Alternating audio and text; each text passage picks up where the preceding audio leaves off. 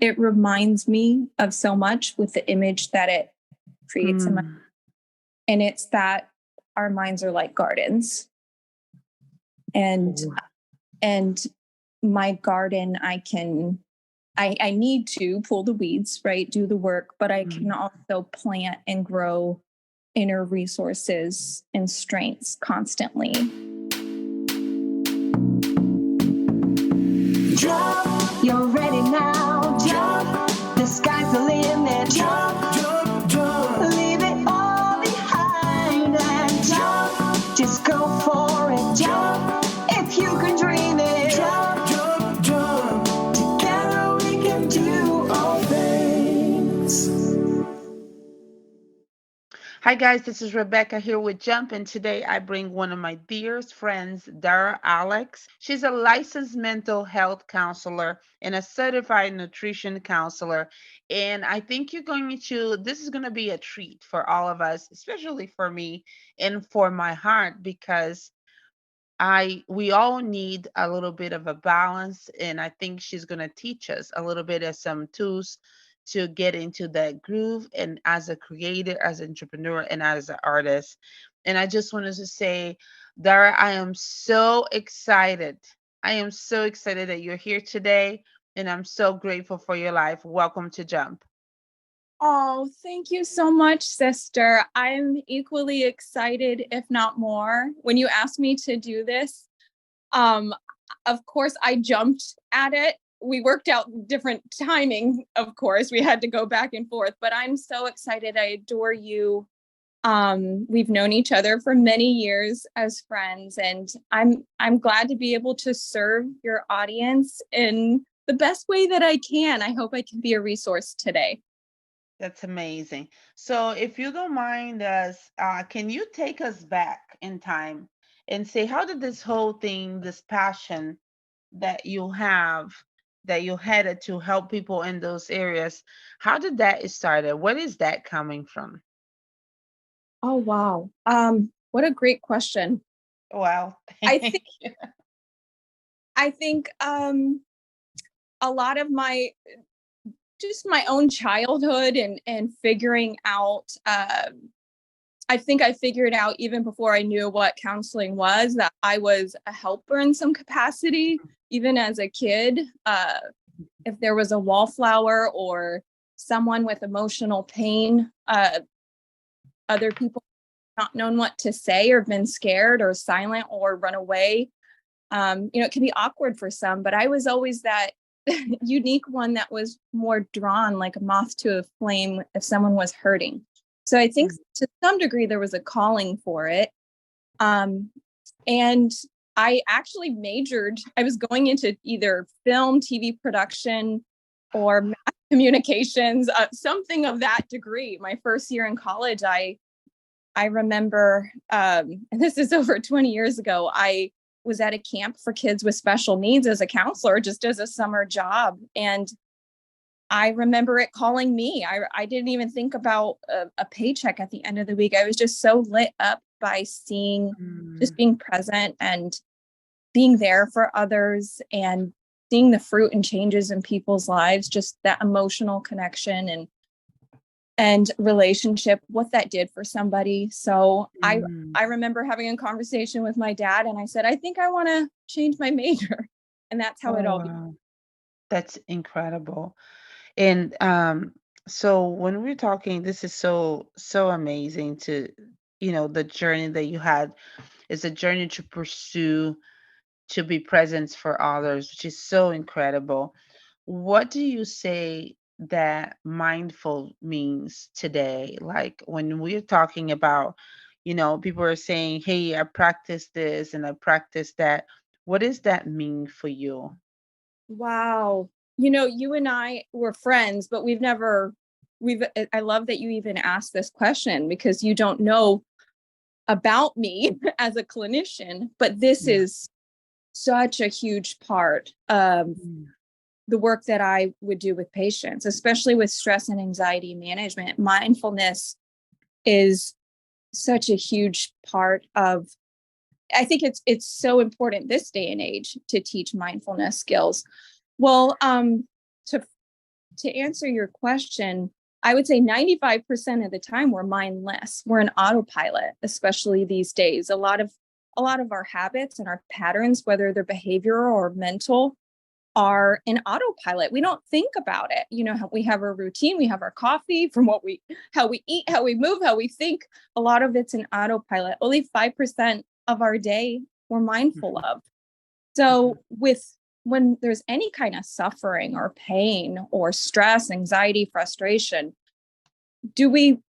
how often do we pause and think, okay, what do I want to change and how can I change that? It all has to start with mindful awareness. So that thing of moving through any kind of pain and suffering to alleviate any of it, becoming aware of Another question for you. We're talking with people extremely creative, okay? Yeah. And the creative community, they can't stop creating. They can't stop thinking. They can't stop inventing. They can't stop. What we would say is some of the tools for my audience in practicing mindfulness when the mind is exploding and things to do and say and create? Yeah. How What would be some of the tools and the practical tools that would help somebody like me and like um the creative field? What a great question. And to tailor it to this audience particularly, I just want to say I am so drawn and I'm so in admiration when I'm around creative artists and Oh, always so inspired. Even just talking to you, the conversations we get to have. I would say, if what you're describing to me, when there's a lot of like flight of ideas and mhm, the racing of ideas that keep flowing, if you're in a state meaning your mood is anything mhm, balance. And what I mean by that, if you're in what I think of baseline for all of us is being in a state of feeling at peace, loving, and content. And anything outside of that, even if it's positive and euphoric, it's hard to mhm, be inspired. So what might be helpful if you're excited and anxious with the flight of ideas is to thought dump and put it on paper, to slow down some of the ideas, to get yourself back to baseline, being in that state of feeling peaceful, loving, and content. When we're in mm, that state, you can also think about it as your own just baseline or bliss, a state of bliss. Usually if you're out in nature, or if you're not thinking about time doesn't exist, you're in that peak state. Sometimes if you're in the shower, if you're engaged in your senses and you're not in your head, that's when your best ideas come, right? mhm, mhm. The Yes. things that can inspire you. So getting yourself back down to baseline, a state of peace, love, and content. And it's different for everybody. I don't work with, when someone's in front of me, I have an appreciation for each person as incredibly unique. Even though you're all creatives, you're all incredibly unique. Yeah. And, Oh, like an onion, there's so many layers to all of us as being human. So thinking for yourself about what is it for me prescriptively that makes me feel in that state? What are the things that can self-soothe me or down-regulate me when I'm feeling yeah. really, and all the ideas are flowing? For some folks, it could be journaling. For others, that Yeah. might be homework. Um, Wow.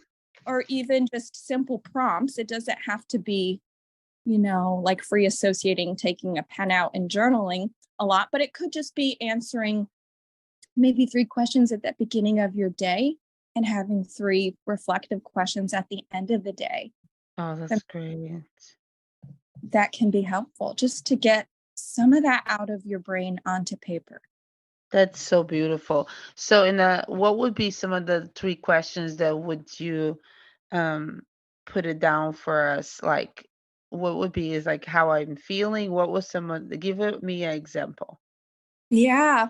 Well, just right off the bat, what comes to mind that's helpful for everybody Okay. um, is to bookend your day with, prime your day and then end your day. with Okay. gratitude.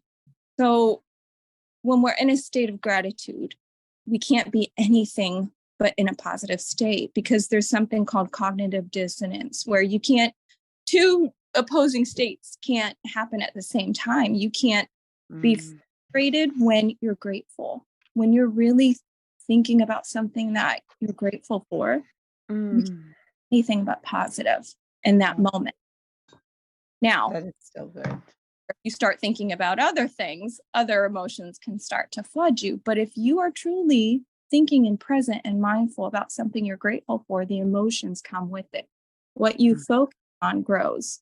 So, thinking at the beginning of the day and checking in with yourself before you start your to-do list and letting the day hit you, you getting behind your mind and focusing and training your brain to, hey, I'm going to check in with myself and ask myself, what can I be grateful for? And that could be challenging for some, yeah. but, and it might sound silly for like, oh yeah, think of something positive, think of something I'm grateful for. But I promise you, this one simple question with if you ask yourself consistently this every day in the morning or throughout the day, if you can focus more Mhm. on what you're grateful for, you'll be surprised how your brain can start to scan for it more, and you'll start to look for it more.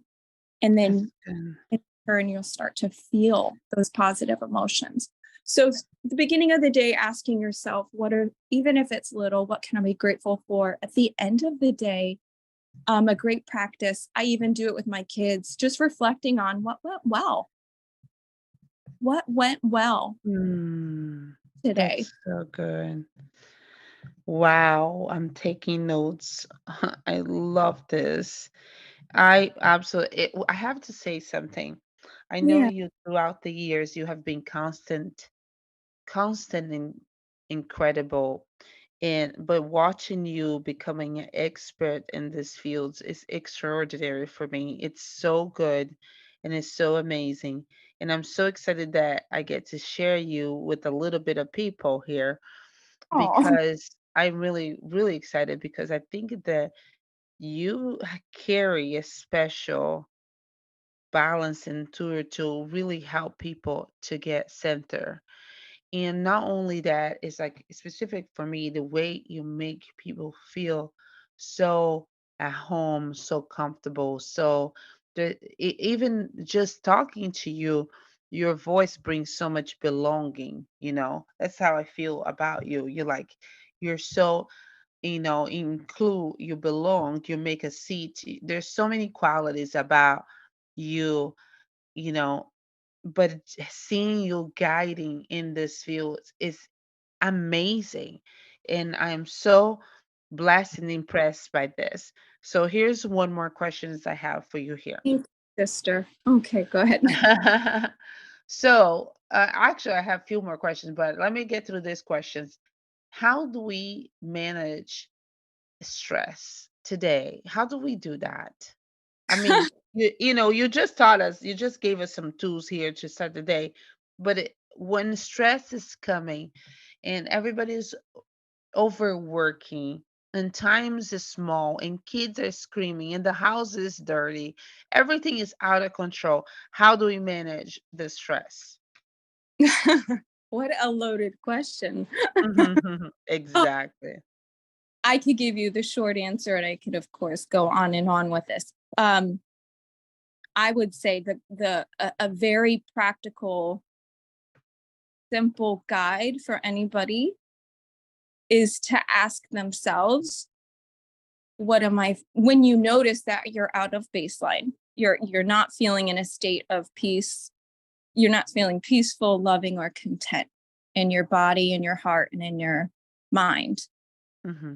Um, when you check in and realize that, to ask yourself, what am I focusing on?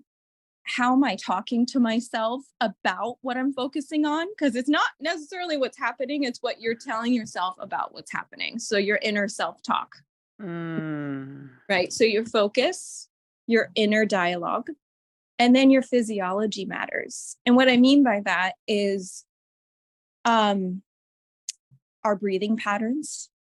Our Wow. breathing patterns, whether they're shallow and fast, those that's usually when we're in a fight or flight state, of a state of stress, versus a little bit more slow paced and relaxed.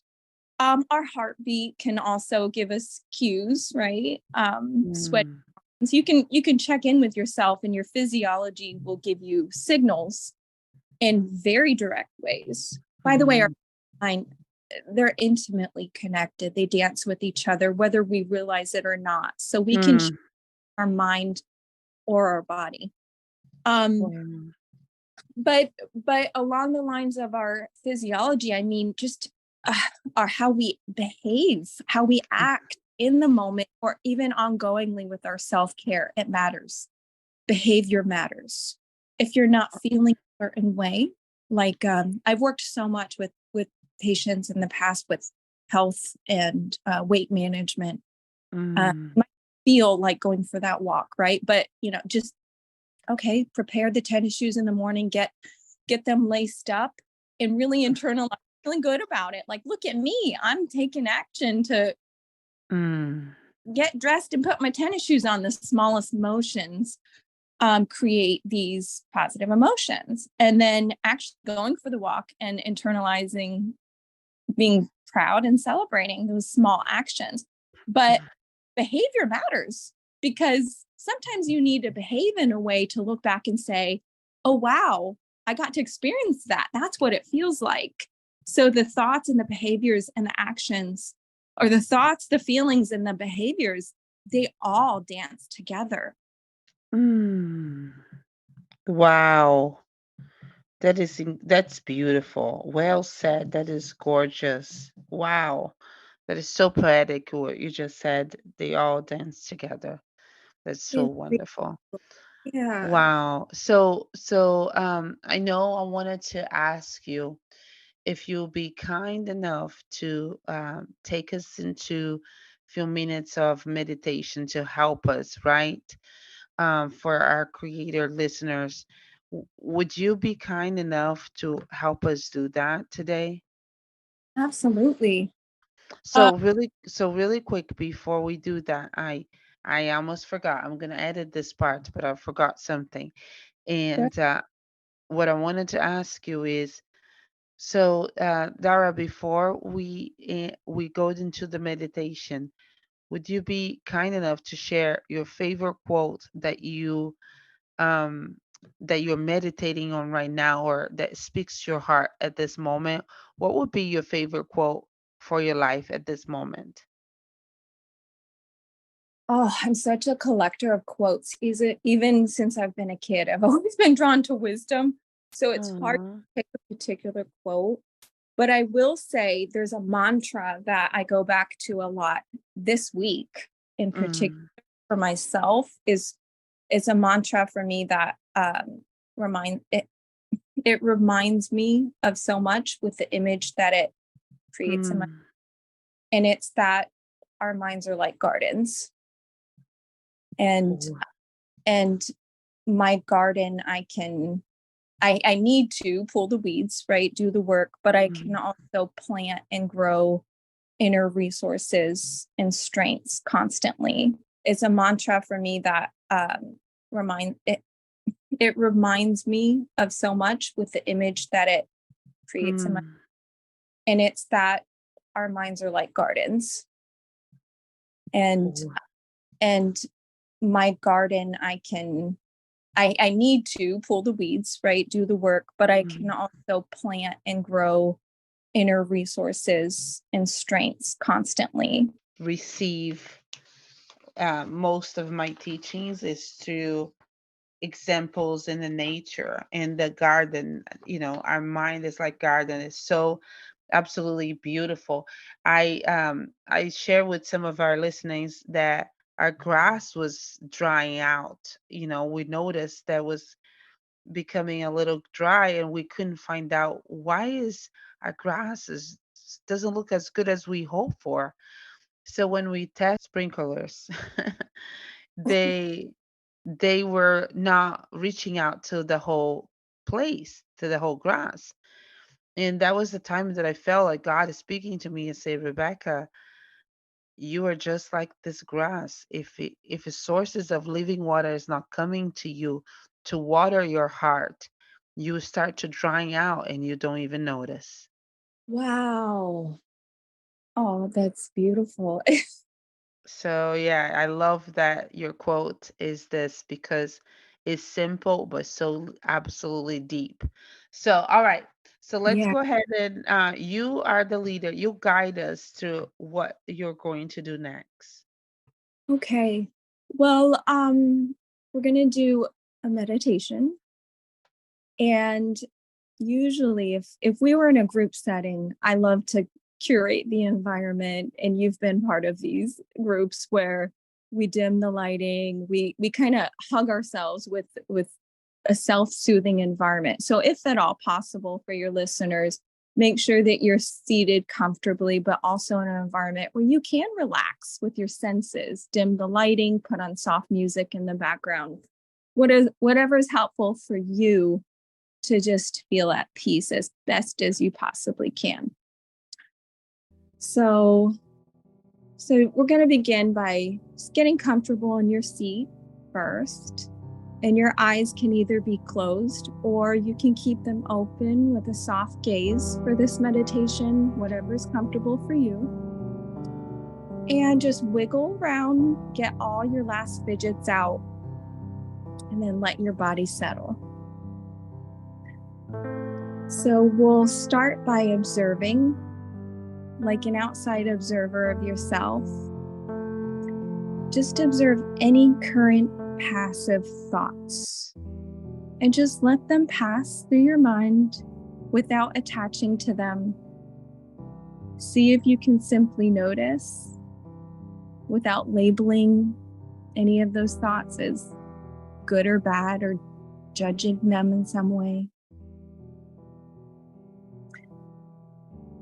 Now, just take a few slow, deep breaths.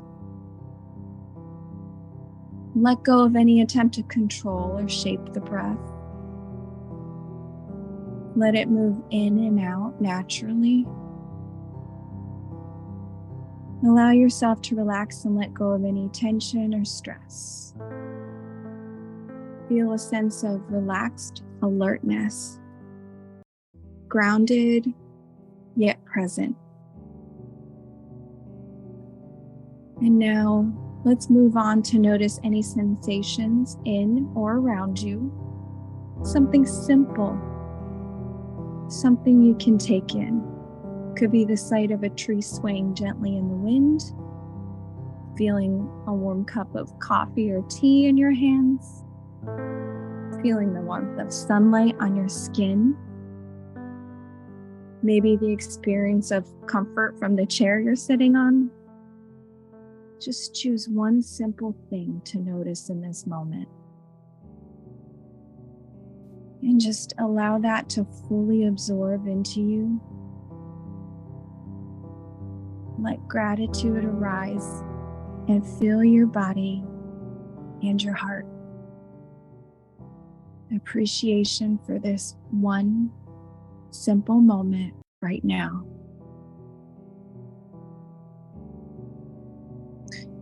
And now we're going to shift and reflect on someone that you might not know very well, but this person has impacted your life. It could be the person who stacked the fruit at the grocery store, the author of a book that you might be reading right now, maybe the engineers of the phone or alarm clock that just woke you up. And just take a moment to reflect and be grateful for how they've supported you in some way. And allow yourself to feel how you've benefited from their gift, from their work, and allow your heart to swell with a moment of sincere gratitude.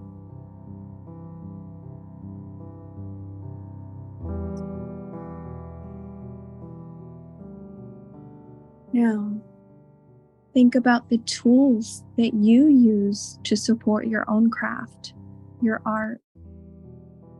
or your work in your life. Your most cherished instruments, picture them now. Your tools, your equipment, or even the space or the building you work in. And just take a moment to pause and consider all that was needed for their creation, knowing how much these things have benefited you for your work and survival. And feel a deep sense of gratitude that you even have access to these.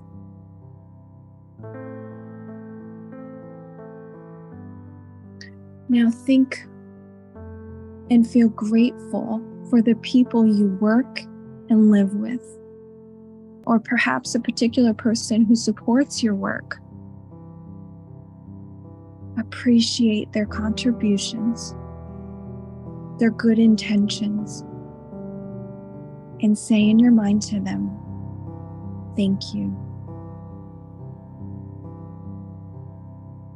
And now expand this feeling of gratitude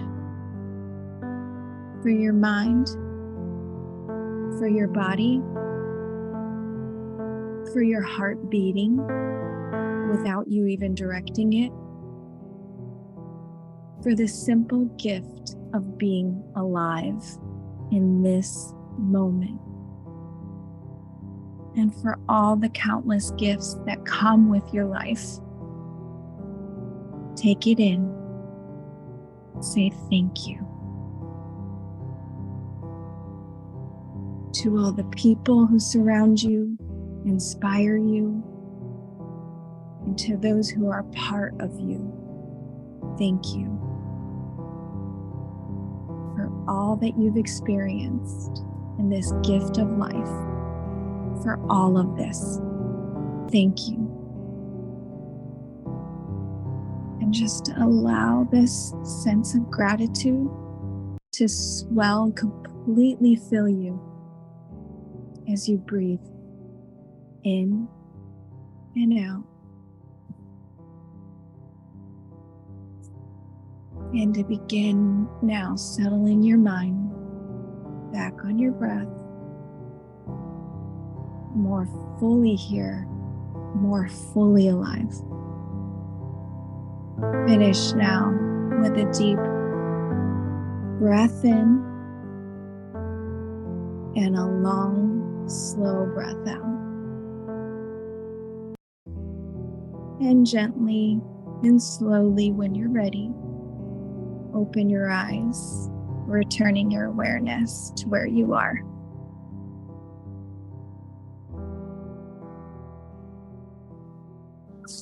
And that's it. That's amazing. How was that, sister? It was, that's incredible. I'm so blessed. This is everything. This is so great. This is such a gift. This is incredible. Dara, I just want to say I'm grateful for who you are and for everything that you stand for your kindness and your spirit, for your generosity with your words, for your love. You're just so deeply love people and help them so much. I just want to say thank you for giving this time to our listeners and giving us such an incredible time to help us get centered, to be able to create more beautiful things and write beautiful things. So I'm excited. I'm grateful for you. Thank you for being a Jump today. Oh, thank you so much for having me. I'm so honored that you asked me to even be able to share, serve, and encourage your audience today. And you've been such an inspiration to me for 20 years now. I love you, sister. Same here. Same here. Thank you so much. Jump, you're ready now. Jump, the sky's the limit. Jump, jump, jump. Leave it all behind and jump. Just go for it. Jump, if you can dream it. Jump.